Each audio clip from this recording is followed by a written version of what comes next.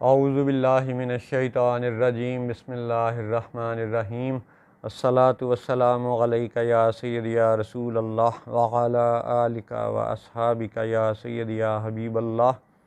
الحمدللہ لاہور شہر سے یہ 23واں پروگرام ہے آج بروز جمعرات بمطابق 10 محرم الحرام 1443 ہجری اور 19 اگست 2021 عیسوی۔ پچھلے پروگرام میں 22ویں میں غلطی سے 9 محرم کو 8 محرم بولا گیا تھا، تو وہ درستگی فرما لیں۔ اب اس 23ویں پروگرام میں آگے بڑھتے ہیں، اور جن لوگوں کا یہ آج کا کنسرن ہے کہ جی فرقہ بندی کو ختم ہونا چاہیے، آپ فرقہ بندی کی بات مت کیا کریں، ٹھیک ہے، بڑی اچھی خوبصورت بات ہے، ہم اس کی تائید کرتے ہیں کہ فرقہ بندی ختم ہونی چاہیے۔ سب حکومتی ادارے، سب ہی حکومتی ادارے، فوج کیا، عدالتیں کیا، اور یہ اسمبلیاں کیا، سینٹ کا، سب لوگ کہہ رہے ہیں کہ جی فرقہ بندی کو ختم ہونا چاہیے۔ ٹھیک ہے جناب، آپ بڑی خوبصورت بات کر رہے ہیں اور ہم آپ کی تائید کرتے ہیں، لیکن اس تائید کی عملی صورت یہ ہے کہ اس کا آپ ایک خاکہ تصور یوں سوچیں کہ پاکستان کی تمام آبادی کا ڈیٹا آلریڈی آپ کے پاس موجود ہے، مردم شماری کا ریکارڈ آپ کے پاس موجود ہے، اسٹیٹسٹکس آپ کے پاس پہلے سے لکھے پڑے ہیں۔ اس کے باوجود آپ تصور کریں کہ ایک ایسے کھلے میدان میں، خواہ وہ بلوچستان کا کھلا میدان ہے، اس میں آپ تمام پاکستان کی عوام کو اکٹھا کر لیں تصوراتی طور پر، اور اس میں سے جب ساری عوام اکٹھی ہو جائے تو آپ وہابیوں کو علیحدہ کر لیں، دیوبندیوں کو علیحدہ کر لیں، شیعوں کو علیحدہ کر لیں، سنیوں کو علیحدہ کر لیں، ٹھیک ہے، تو جب آپ دیکھیں گے تو آپ کو پتہ چل جائے گا کہ کون سا گروہ کثیر تعداد میں ہے، اور وہ جماعت ہیں، اور وہ اہل سنت و جماعت ہیں، اور وہ مسلمان ہیں، ٹھیک ہے، اور جو یہ وہابی نجدی یہ تھوڑی تعداد میں ہے، قلیل تعداد میں ہے، یہی فرقہ ہے۔ فرقہ ہوتا کیا ہے کہ جو فرق ڈال کے، تفریق ڈال کے علیحدہ ہو جائے، ٹھیک ہے۔ اب ان کے عقائد و نظریات، ان کے اقوال، ان کے افعال، یہ باری باری آپ کی خدمت میں پیش کیے جا رہے ہیں، ٹھیک ہے، لیکن ایک سادہ تصور یہ بھی تو ہے کہ آپ پورے پاکستان کی آبادی کو چیک کر لیں، جو سب سے زیادہ کثیر تعداد میں ہیں، جو کہ اہل سنت و جماعت ہیں، ٹھیک ہے، ان کو آپ تمام مساجد، تمام مدرسے، تمام سکول، تمام کالج، تمام یونیورسٹیاں، تمام ادارے ان کے حوالے کریں، اور پھر دیکھیں کہ پاکستان کیسے ترقی کرتا ہے۔ انشاءاللہ بم دھماکے اور یہ خرافات یہ سب ختم ہو جائیں گی، فرقہ بندی ختم ہو جائے گی، کیونکہ جب آپ فرقے کو زبردستی سعودی امداد کے بل پہ مسلط کریں گے تو پھر خرابیاں بڑھتی چلی جائیں گی، اور اگر آپ فرقہ بندی کو حقیقی طور پہ ختم کرنا چاہتے ہیں تو پھر فرقوں کو ایک سائڈ پہ کر دیں، ٹھیک ہے۔ اہل سنت و جماعت جو کثیر تعداد میں ہے، ٹھیک ہے، اس کا ریکارڈ آپ کے پاس پہلے بھی موجود ہے، اور خادم حسین رضوی صاحب مرحوم رحمۃ اللہ تعالیٰ علیہ کا جنازہ بھی اس بات کا ثبوت ہے کہ اہل سنت و جماعت ہی پاکستان میں کثیر تعداد میں ہیں، اور یہی ان سب اداروں کے صحیح حقدار ہیں۔ تو فرقہ بندی کا حل یہ ہے کہ تمام ادارے اہل سنت و جماعت کے قبضے میں دیے جائیں، تو فرقہ بندی خود ہی ختم ہو جائے گی۔ دوسری بات، جن لوگوں کو آج یہ مکہ کے حاکموں کے خلاف دیے جانے والے تبصرے پسند نہیں آ رہے، ان لوگوں کا، انہی وہابیوں کا، انہی دیوبندیوں کا چند سال پہلے کا حقائق نامہ انہی کو یاد کروانے کے لیے، اور سب پاکستانی عوام کو یاد کروانے کے لیے عرض ہے کہ جب 1999 میں پرویز مشرف نے نواز شریف کا تختہ الٹا، اور پھر ادھر بعد میں یہ بھی ہوا کہ افغانستان میں امریکی فوج آ کے بیٹھ گئی، جو ابھی 20 سال بعد یہ بھاگ رہی ہے جولائی اور اگست 2021 میں، تو جب پرویز مشرف نے امریکی فوج کی اس سپلائی چین کو بحال رکھنے کا، ساتھ دینے کا وعدہ کیا، تو ایک اور واقعہ ہوا کہ 2007 میں برطانوی وزیر اعظم گورڈن براؤن نے ایسا بیان دیا تھا کہ جی یہ جو مزارات ہیں اس پہ بم دھماکے ہونے چاہیے، ان کو دھماکوں سے اڑا دینا چاہیے، اور پھر دنیا جانتی ہے کہ پاکستان میں اور عراق میں اور شام میں اور حتیٰ کہ مدینہ شریف میں بھی، مسجد نبی شریف میں بھی بم دھماکہ ہوا۔ پاکستان میں تو کثرت سے بم دھماکے ہوئے مزارات پر۔ اور پھر بعد میں یعنی یوں سمجھ لیں کہ 2019 کے دنیا بھر کے اخبارات میں یہ خبر چھپی تھی۔ پاکستان کا جو وہابی اخبار ہے، جنگ نیوز ہے، اس نے بھی یہ خبر شائع کی تھی کہ گورڈن براؤن کے جو یعنی فیملی ٹری ہے وہ تو یہودی النسل ہے، ٹھیک ہے، بن کے وہ عیسائی بیٹھا ہوا تھا برطانیہ میں۔ تو آپ یہ تصور دیکھیں کہ وہ صہیونی جو یہودی ہونے کا دعویٰ کرتے ہیں وہ عیسائیوں میں کس طرح چھپ کے بیٹھے ہوئے ہیں، اور اسی طرح وہ مختلف شکلوں میں مختلف مذاہب کے اندر بیٹھے ہوئے ہیں۔ آج کا جو پوپ ہے اٹلی کا، روم کا، ٹھیک ہے، وہ شیو میں کیوں ہے جبکہ ان کی اپنی ساری ہی تصویروں میں، ویسے تو تصویر انبیاء کی بنانا، صالحین کی تصویر بنانا منع ہے، جرم ہے ہمارے مسلمانوں کے مطابق، لیکن جب ان کی آپ دیکھیں تو حضرت عیسیٰ کی وہ داڑھی دکھاتے ہیں، اور اگر حضرت عیسیٰ کی داڑھی ہے علیہ السلام تو یہ پوپ صاحب شیو کر کے کیوں بیٹھے ہوئے ہیں؟ اس کا مطلب ہے کہ یہ جو یہودی ہیں یہ ہر مذہب کے اندر کسی نہ کسی طرح خرابی ڈال رہے ہیں، ٹھیک ہے۔ اور اس کی ایک اور مثال سنیں کہ جمعۃ المبارک کا دن مسلمانوں کا ایک مخصوص دن شمار کیا جاتا ہے، اتوار کا، سنڈے کا دن عیسائیوں کا ایک مخصوص دن شمار کیا جاتا ہے، ٹھیک ہے، اور ان کے بیچ میں کون سا دن آتا ہے؟ ٹھیک ہے، جمعہ، پھر ہفتہ، پھر اتوار۔ تو کیا عجب اللہ کی شان ہے کہ یہ جو ہفتے کا دن ہے، یوم السبت ہے، یہ جو بیسیکلی بنی اسرائیل کا وہ مخصوص دن قرار دیا گیا تھا، آج کل وہ یہودیوں کا خاص دن شمار ہوتا ہے۔ تو یہ یہودیوں کا ہفتے کا دن مسلمانوں کے جمعے اور عیسائیوں کے اتوار کے بیچ میں ہے،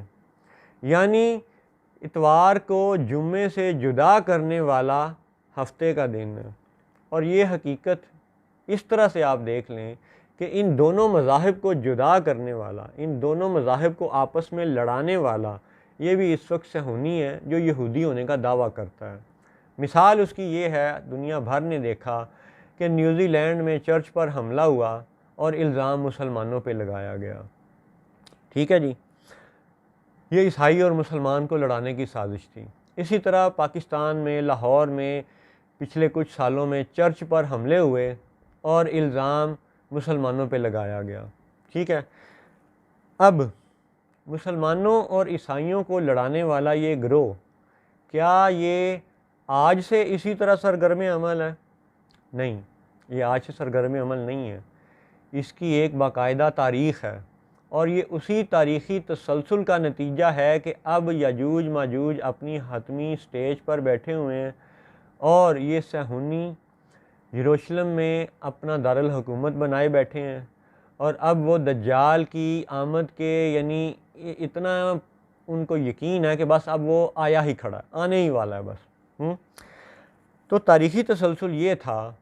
کہ مسلمانوں اور عیسائیوں کو لڑانے والے بیچ میں یہ صہیونی ہی رہے ہیں، ٹھیک ہے، جو اپنے آپ کو کلیم یہودی کرتے ہیں۔ اور اسی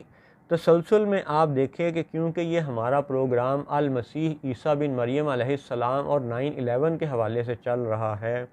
تو اس 23ویں پروگرام میں آپ اس بات پر غور کریں کہ جب آج 2021 میں صہیونی اسرائیل نامی ریاست کو بنائے بیٹھے ہیں اور دعویٰ وہ یہ کرتے ہیں کہ وہ داؤد علیہ السلام اور سلیمان علیہ السلام کے تخت کے وارث ہیں، تو پھر ان کا تخت تو یروشلم میں تھا، مسجد اقصیٰ میں تھا ان کا مرکز۔ تو پھر یہ جو یہودی ہیں یہ صدیوں سے مدینہ شریف میں اور خیبر میں کس بات کا اور کس ذات کا انتظار کر رہے تھے، ٹھیک ہے۔ دوسری بات یہ کہ سب وہابی، سب دیوبندی، سب شیعہ، سب سنی اس بات کو مانتے ہیں کہ جب بھی دجال آئے گا تو وہ مدینہ منورہ پر حملہ آور ہوگا۔ اب سوچنے کی بات ہے کہ دعویٰ تو ان کا یروشلم کے تخت کا ہے، تو پھر وہ دجال مدینے پہ کیوں حملہ کرنے آئے گا؟ یہ وہ اہم سوال ہے جو اس پروگرام میں ہلکا پھلکا تھوڑی سی تفصیل کے ساتھ پہلے بھی بیان کیا گیا، اور انشاءاللہ مزید تفصیلات کے ساتھ آئندہ بھی بیان کیا جائے گا۔ فی الوقت آپ یہ دیکھیں کہ جب حضور نبی کریم صلی اللہ علیہ وآلہ وسلم کو اس ظاہری دنیا سے پردہ کیے ہوئے تقریباً 400 سال کا زمانہ گزر چکا تھا، تو وہ جو یہودیوں نے سازش کی، وہ جو دو بندوں کو بڑا نیک بنا کے، داڑھی والا بڑا جناب بنا کے ان کو بھیجا مدینے میں، حضور صلی اللہ علیہ وآلہ وسلم کی قبر مبارک پر انہوں نے نقب لگانے کی کوشش کی، اور حضور اکرم صلی اللہ علیہ وآلہ وسلم کا جسم اطہر مبارک چرانے کی کوشش کی، ٹھیک ہے۔ تو پھر کیا ہوا کہ ملک شام کے اس وقت کے سلطان نور الدین زنگی رحمۃ اللہ علیہ کو خواب میں حضور صلی اللہ علیہ وآلہ وسلم کی زیارت نصیب ہوئی، 1 مرتبہ، 2 مرتبہ، 3 مرتبہ۔ پھر سلطان نور الدین زنگی نے اس وقت کے علماء کرام کو اکٹھا کیا اور ان سے اپنا خواب بیان کیا، تو سب علماء کرام نے بالاتفاق یہ رائے دی کہ شیطان تو خواب میں بھی حضور صلی اللہ علیہ وآلہ وسلم کی شکل اختیار نہیں کر سکتا، تو اس لیے اے سلطان تم نے جو دیکھا سچ دیکھا، جاؤ اور حضور کے روضہ انور کی، حضور کی قبر مبارک کی حفاظت کرو۔ تو پھر سلطان نور الدین زنگی وہاں سے چلا، وہ مدینہ شریف پہنچا، پھر اس نے سارے شہر کی دعوت کی، سب کو بلایا کھانے پہ، لوگ آئے، لیکن وہ 2 بندے جو تھے جو قبر کی اس سرنگ کھود رہے تھے نقب لگانے کے لیے، وہ نہ آئے۔ جب پوچھا گیا تو لوگوں نے بتایا کہ جی وہ 2 بڑے نیک بندے ہیں، بس وہ اپنی یعنی جھگی میں اپنے خیمے میں بیٹھ کے اللہ اللہ کرتے رہتے ہیں، اور وہ ان محفلوں اور مجلسوں کو پسند نہیں کرتے، اس لیے وہ نہیں آئے۔ تو سلطان خود اپنے سپاہیوں کو لے کے ان کے خیمے کی طرف بڑھا، اور جب جا کے اس نے خیمے میں ان کی شکلیں دیکھیں تو پہچان لیا کہ یہ تو وہی مکروہ چہرے ہیں جو خواب میں دکھا دیے گئے تھے، یعنی یہ بھی دکھا دیا گیا تھا کہ یہ 2 چہرے ہیں جو یعنی کافر ہیں، اور یہ حضور کی قبر انور پر حملہ آور ہیں۔ تو پھر سلطان نے ان کو گرفتار کیا اور ان کو قتل کیا، اور وہ جو سرنگ انہوں نے کھودی ہوئی تھی اس سرنگ کو سلطان نے دوبارہ سے بھرا، اور پھر ایک یہ کام کیا کہ اس نے قبر انور کے ارد گرد گہری خندق کھودی، اور اس خندق میں پگھلا ہوا سیسا ڈال کے جہاں تک ممکن تھا اس نے نیچے تک یہ ایک ایسی دیوار بنا دی روضہ پاک کے ارد گرد کہ جسے سیسا پلائی دیوار کہتے ہیں، پگھلے ہوئے سیسے کی اس نے بنا دی۔ اور الحمدللہ اللہ کی شان ہے کہ آج بھی جو لوگ مسجد نبوی شریف کے اندر نیچے مسجد نبوی کی نچلی کار پارکنگ میں اتر سکتے ہیں اور نیچے جا کے تھوڑا سا جستجو کریں، تھوڑا سا ڈھونڈنے کی کوشش کریں، تو روضہ پاک کے نیچے آج بھی اس سلطان نور الدین زنگی کی بنی ہوئی دیوار کے آثار موجود ہیں، آج بھی لوگ دیکھتے ہیں، لیکن بہت کم لوگوں کو وہ زیارت نصیب ہوتی ہے۔ اچھا، اب جب سلطان نور الدین زنگی نے حضور صلی اللہ علیہ وآلہ وسلم کے جسم اطہر کو چوری ہونے سے بچایا، تو یہ وہ واقعہ تھا کہ جو پھر بعد میں صلیبی جنگوں کا وہ ایک بنیاد بنا۔ یعنی سلطان نور الدین زنگی اس واقعے کے تھوڑی دیر بعد، تھوڑے عرصے کے بعد بیمار ہوئے اور فوت ہو گئے، دنیا سے پردہ کر گئے، اور اس کے بعد آنے والے جو سلطان تھے وہ سلطان صلاح الدین ایوبی تھے رحمۃ اللہ علیہ، اور انہوں نے پھر صلیبی جنگیں لڑیں عیسائیوں کے ساتھ، اور پھر وہ ایک جنگ اور دوسری جنگ، اور پھر لگ بھگ 1187 عیسوی میں قبلہ اول کو دوبارہ سے پھر سلطان صلاح الدین ایوبی نے فتح کر لیا تھا۔ تو یہ ایک انتہائی اہم واقعہ ہے جس کو گورے نے اپنے دنیا بھر میں پھیلائے ہوئے علومیناتی اداروں کی وجہ سے اور اپنے حمایتی نجدیوں کی وجہ سے، دنیا بھر کی کتابوں سے، کورس کی کتابوں سے، کالجوں اسکولوں کی، یونیورسٹیوں کی کتابوں سے اس واقعے کو غائب کر دیا تاکہ مسلمانوں کو اپنی تاریخ بھول جائے، ٹھیک ہے۔ اور یہ یاجوج ہی تھا جس نے یہ ساری دنیا پہ قبضہ کیا۔ کیوں کیا؟ کیونکہ وہ دجال کے لیے ایک عالمی حکومت کی سیج سجانا چاہتے تھے، اور 2017 کا بالفور 1917 کا بالفور ڈیکلیریشن برطانوی حکومت کا اور 2017 کا اعلان ٹرمپ، یہ دونوں ثبوت ہیں کہ یہ امریکہ اور برطانیہ ہی یاجوج ماجوج تھے۔ انہوں نے ہی حضور صلی اللہ علیہ وآلہ وسلم کی ظاہری حیات کے 400 سال بعد روضہ انور پر حملہ کیا تھا اور قبر انور سے حضور کے مبارک جسم اطہر کو چوری کرنے کی کوشش کی تھی۔ تو اب دوبارہ پھر یہی ہونے جا رہا ہے کہ تب تو وہ ناکام ہوئے، اور اب پھر یہ ایک حتمی کوشش کریں گے دجال کی صورت میں۔ تو اب آپ کو سمجھ آ رہی ہے کہ جب یاجوج اور ماجوج کا کلیم تو داؤد اور سلیمان علیہ السلام کے تخت کا ہے، یروشلم کا ہے،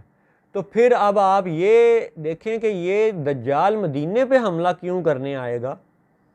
کیا آپ کو اس سلطان نور الدین زنگی والے واقعات سے کڑیاں ملتی محسوس ہوتی ہیں؟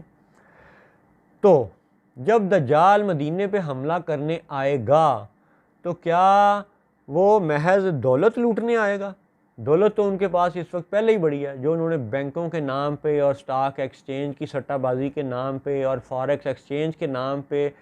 ساری دنیا کو کالونائزیشن کے نام پہ، ایل ایم ای کے نام پہ، ٹھیک ہے، بینکوں کی اس فریب کاریوں کے نام پہ دنیا کو جس طرح سے انہوں نے لوٹا ہے، دولت کے انبار تو ان کے ہاں پہلے سے ہی بھرے پڑے ہیں۔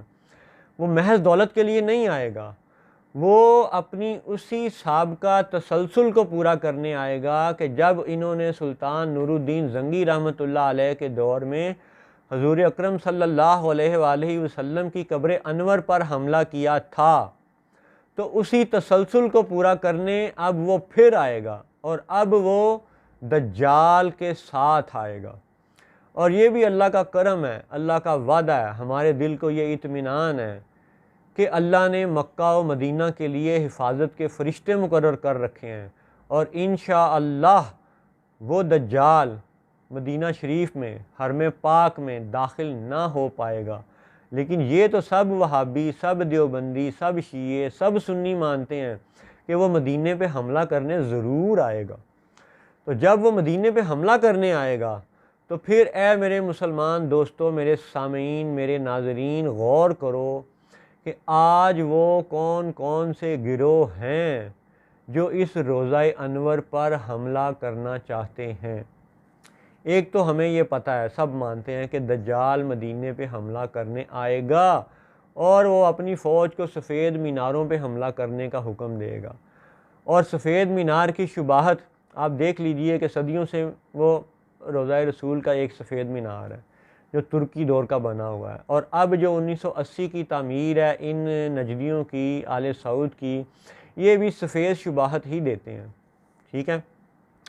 اب مزید باتوں کے ساتھ ساتھ اہم بات یہ ہے کہ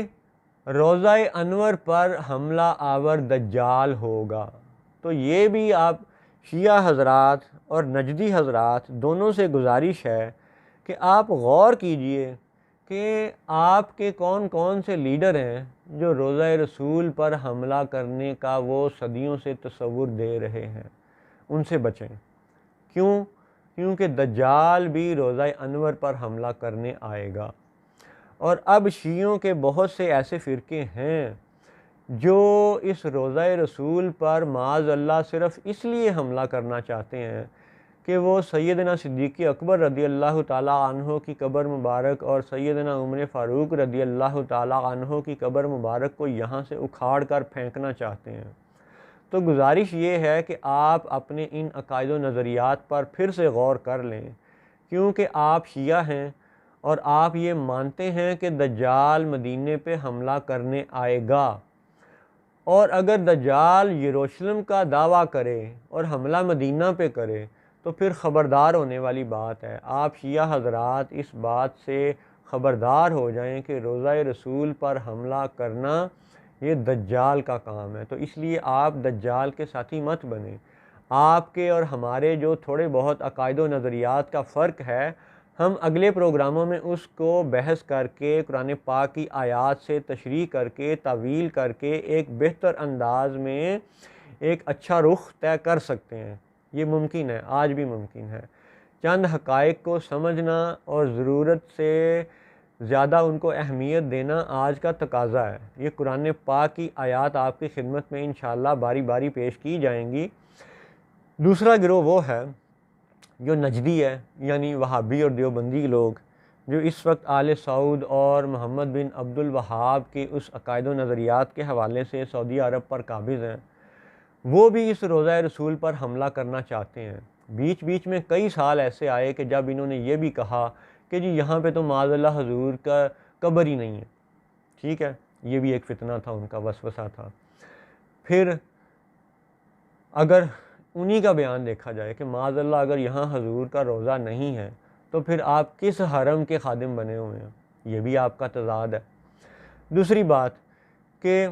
روضہ رسول کا خادم بننا اور بقی شریف میں مزارات کو گرا دینا، یہ بھی آپ کا تضاد ہے۔ اور پھر مزارات کے حوالے سے، قبروں کے حوالے سے جو نجدیوں کے عقائد ہیں وہ انتہائی خطرناک ہیں، ٹھیک ہے۔ قبر اور مزارات کے حوالے سے ان کے جو عقائد ہیں، جن کا نجدیوں کا یہ دعویٰ ہے کہ یہ دنیا میں شرک کو ختم کرنے کے لیے اٹھے ہیں اور یہ خالص توحید کے دعوے دار ہیں، تو اب ان نجدیوں کا بھی جو نشانہ ہے وہ حقیقت میں روضہ رسول ہے۔ اس کی تازہ ترین مثال آپ نے دیکھیں کہ جو کووڈ-19 کے نام پر یہ یاجوج اور ماجوج نے وائرس کا وسوسہ اور فتنہ پھیلایا، اس میں ویکسینیشن کو سب سے زیادہ پروموٹ کرنے والا یہ نجدی ٹولہ ہے، یعنی سعودی حکمران ہے، جو عوام کو تاثر یہ دے رہے ہیں کہ جی ہم تو آپ کی صحت کے لیے کوششوں میں لگے ہوئے ہیں۔ اب یاد رہے کہ ہم سب کا ماننا ہے، وہابی کا ماننا ہے، دیوبندی کا ماننا ہے، شیعہ کا ماننا ہے، سنی کا ماننا ہے کہ جب مسیح الدجال یعنی وہ جھوٹا آئے گا تو وہ اپنے آپ کو سچا مسیحا ہونے کا کلیم کرے گا اور وہ کہے گا کہ I am the saviour of mankind, میں تو بنی نو انسان کو بچانے آیا ہوں۔ اور وہ ہوگا کیا؟ المسیح الدجال، جھوٹا مسیحا ہوگا، یعنی وہ علاج کے بہانے آئے گا۔ تو جب وہ علاج کے بہانے آئے گا تو اس کا مطلب ہے کہ اس وقت دنیا کو بیمار ہونا چاہیے، تبھی تو دنیا اس مسیحا کی طرف متوجہ ہوگی، تبھی تو وہ کہے گا کہ دیکھو میں تو مردوں کو بھی زندہ کر سکتا ہوں، آؤ مجھے خدا مانو، آؤ مجھے سجدہ کرو۔ اور پھر اس وقت جو بھی بیمار ہوں گے، وہ اللہ کی حکمت ہے کہ جو بھی ہوں گے اور جو بھی اس وقت اس کے بہکاوے میں آ جائیں گے، وہ اس کی پوجا کریں گے، اس کو سجدہ کریں گے، اس کو خدا مانیں گے، ٹھیک ہے۔ اور جب وہ اپنی مسیحائی کا ڈھونگ رچائے گا تو اس کا مطلب ہے اس وقت دنیا کو بیمار ہونا چاہیے۔ تو اب آپ یہ دیکھیں کہ امریکی صدر ٹرمپ بھی یہ کہتا ہے کہ یہ کرونا وائرس لیب میں بنا ہوا ہے، اس کے بعد آنے والا امریکی صدر جو بائیڈن بھی یہ کہتا ہے کہ یہ کرونا وائرس لیب میں بنا ہوا ہے۔ تو پھر آپ یہ کڑیاں ملا کے دیکھ لیں کہ وہ جو مسیحا آنے والا ہے، جس کی صہیونی ریاست کی سب سے زیادہ پروٹیکشن کرنے والے یہ برطانیہ اور امریکہ ہیں، ٹھیک ہے، اور اسی امریکی صدر کا یہ بیان ہے کہ یہ بلکہ 2 صدور کا بیان ہے کہ یہ وائرس لیب میں بنا ہوا ہے۔ تو اب آپ غور کریں کہ جب وہ اپنی مسیحائی کا، اپنے ڈاکٹر ہونے کا ڈھونگ رچائے گا، مردوں کو زندہ بھی کر کے دکھائے گا، حتیٰ کہ اب تو وہ ہوا میں اڑنے کے قابل بھی ہیں، نہ صرف ہوائی جہاز سے بلکہ ڈرون ٹیکنالوجی سے اب تو وہ پیروں کے نیچے چھوٹے چھوٹے پنکھے لگا کے اڑنے کے بھی قابل ہیں۔ اب تو وہ اس قابل بھی ہو گئے ہیں کہ جب سیدنا المسیح عیسیٰ بن مریم علیہ السلام آسمان سے نازل ہوں گے تو دیکھنے والوں کو وہ کوئی خاص بات محسوس نہیں ہوگی، وہ یہی سوچیں گے یہ تو انسان تو جی اڑتا پھرتا ہے جی ڈرون ٹیکنالوجی سے۔ تو اس حد تک وہ اب یعنی قریب پہنچے کھڑے ہیں۔ تو جب وہ مسیحائی کا ڈھونگ رچائے گا اور بالیقین وہ مدینہ پر حملہ آور ہوگا تو ہم اپنے وہابی یعنی لوگوں سے، نجدی دیوبندی لوگوں سے یہ کہتے ہیں کہ آپ بھی اپنے عقائد و نظریات پر پھر سے غور کر لیں اور اس روضہ رسول پر حملہ آور ہونے کی جسارت مت کریں۔ آپ کے جو عقائد و نظریات ہیں شرک اور خالص توحید کے، اس کو ہم اگلے پروگراموں میں بحث مباحثے سے ایک اچھی رخ پر لے جانے کی کوشش کریں گے، اور یہ آپ کو بتا دیا جائے گا کہ شرک اور خالص توحید کا تصور حقیقی طور پہ کیا ہے۔ ٹھیک ہے، تو آپ غور کریں کہ روضہ رسول پر حملے کرنے والے 3 گروہ ہیں۔ ایک دجال ہے جو مدینے پہ حملہ آور ہوگا، ایک شیعوں کے کچھ وہ لوگ ہیں جو حضرت ابو بکر اور حضرت عمر کے نام پر اس روضہ رسول پر حملہ کرنا چاہتے ہیں، اور ایک یہ نجدی ہیں جو خالص توحید کے نام پر اور شرک کو ختم کرنے کے نام پر اس روضہ رسول پر حملہ کرنا چاہتے ہیں۔ تو اب ان تینوں گروہوں کے لیے قرآن پاک کی آیات پہلے بھی پیش کی جاتی رہی ہیں، آئندہ بھی پیش کی جائیں گی، اور اگر آپ کو قرآن پاک کی وہ آیات سمجھ آئیں تو فیصلہ آپ اپنے دل سے کیجئے گا۔ فی الوقت آپ یہ دیکھیں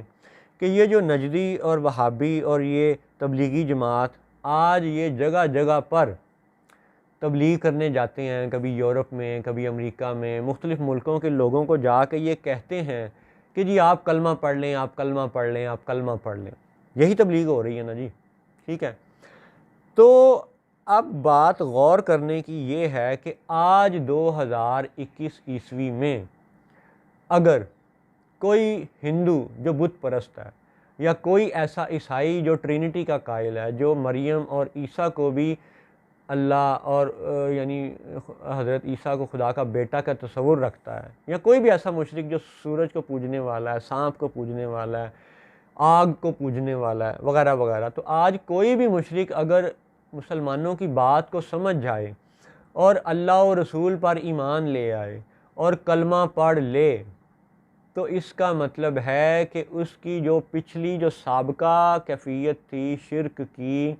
بت پرستی کی، وہ سب معاف تصور کی جائے گی۔ تو لہٰذا اس آخری شریعت میں اس کلمہ پڑھنے سے شرک کی معافی بھی ممکن ہے۔ یہ ہے حقیقی اسلام کا تصور۔ یعنی سابقہ امتوں میں جب حضرت لقمان علیہ السلام نے اپنے بیٹے کو یہ کہا کہ ان شرک لظلم عظیم، کہ شرک ظلم عظیم ہے، تو یہ ایک سابقہ شریعت کا معاملہ تھا۔ جب حضرت موسیٰ علیہ السلام کے زمانے میں بنی اسرائیل نے اس بچھڑے کو پوجا تو یہ ان کا شرک تھا،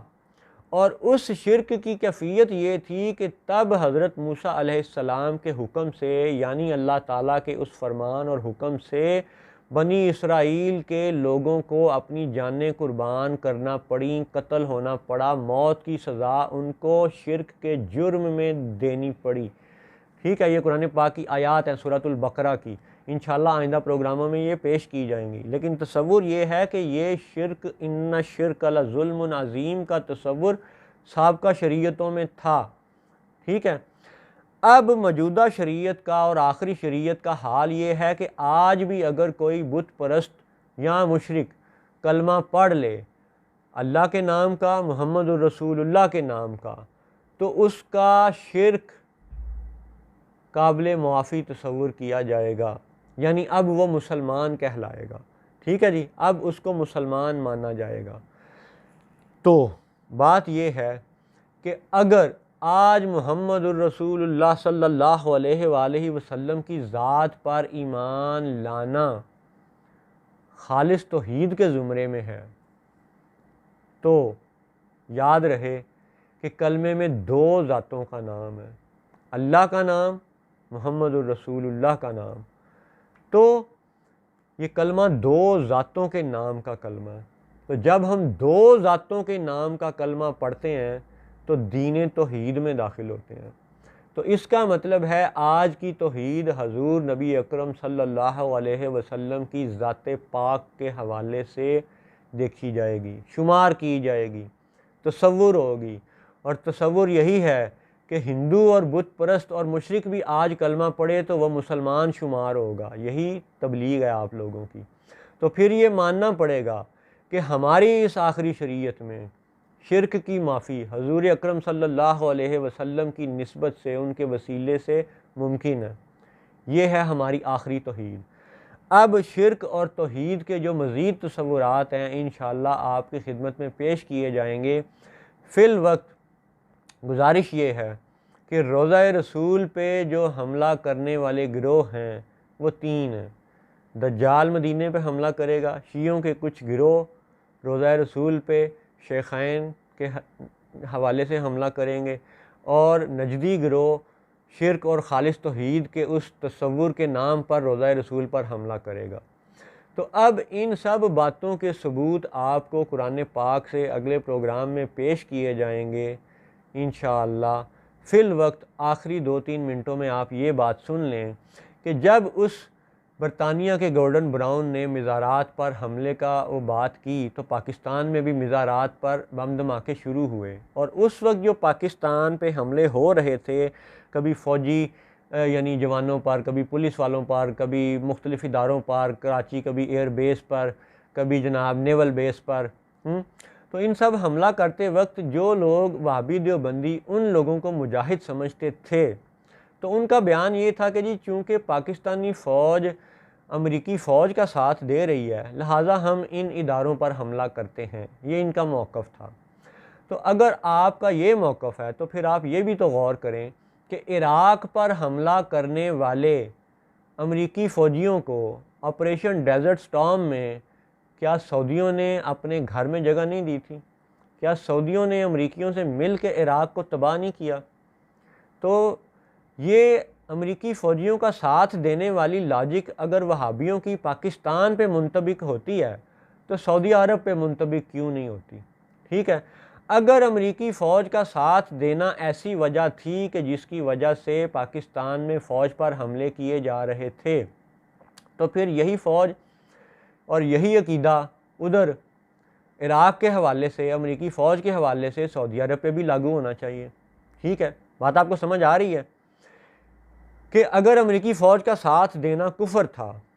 ٹھیک ہے، تو پھر انہی وہابیوں کو، انہی نجدیوں کو آل سعود اور محمد بن عبد الوہاب کے نام پر وہابی جو سعودی عرب کے مفتی لوگ ہیں ان کے خلاف بھی بات کرنی چاہیے، یا کم از کم سننی تو چاہیے اور سمجھنی تو چاہیے۔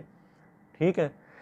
اب وہی عراق ہے جہاں پہ سیدنا علی رضی اللہ تعالی عنہ نے اپنا یعنی مسکن بنایا، ڈیرہ لگایا، یعنی اس کو مرکز بنایا، اپنا مقام حکومت بنایا۔ تو اب حیرت کی بات یہ ہے کہ وہی شیعہ لوگ، وہ بھی ایران عراق جنگ جو 1980 کی دہائی میں ہوئی، حیرت ہے کہ وہ ایرانی بھی عراق پہ حملہ کرتے ہیں، کمال ہے، سعودی بھی عراق پہ حملہ کرتے ہیں اور ایرانی بھی عراق پہ حملہ کرتے ہیں۔ یہ بڑی ایک دلچسپ یعنی تاریخ بھی ہے اور حقیقت بھی ہے۔ حالانکہ عراق سیدنا مولا علی رضی اللہ تعالی عنہ کرم اللہ وجہہ ان کا مرکز تھا، تو پھر ایران نے عراق پہ حملہ کیوں کیا؟ وہ تو حضرت علی کی سرزمین تھی، نہیں کرنا چاہیے تھا۔ ٹھیک ہے، اب دوسری بات کہ تازہ ترین آپ نے دیکھا کہ یہ جولائی 2021 اور اگست 2021 کے حج کے فوراً بعد سعودیہ عرب میں سے جب امریکہ اپنی فوج اٹھا کے بھاگا تو سعودیہ عرب نے بھی اپنا سفارتی عملہ افغانستان سے واپس بلا لیا۔ اس کا مطلب ہے کہ 20 سال وہاں پہ اگر امریکی لوگ، امریکی فوج، لوگ نہیں امریکی فوج، وہ افغانیوں کو قتل کرتے رہے تو 20 سال وہاں سعودی سفارتی عملہ موجود تھا۔ ٹھیک ہے، تو اب یہی بات جو وہابی کہتے ہیں کہ جی ہم پاکستانی فوج پہ 20 سال اس لیے حملے کرتے رہے کہ پاکستانی فوج نے امریکی فوج کی سپلائی چین بحال رکھی تھی، تو انہی لوگوں سے یہ گزارش ہے کہ پھر آپ سعودیہ عرب میں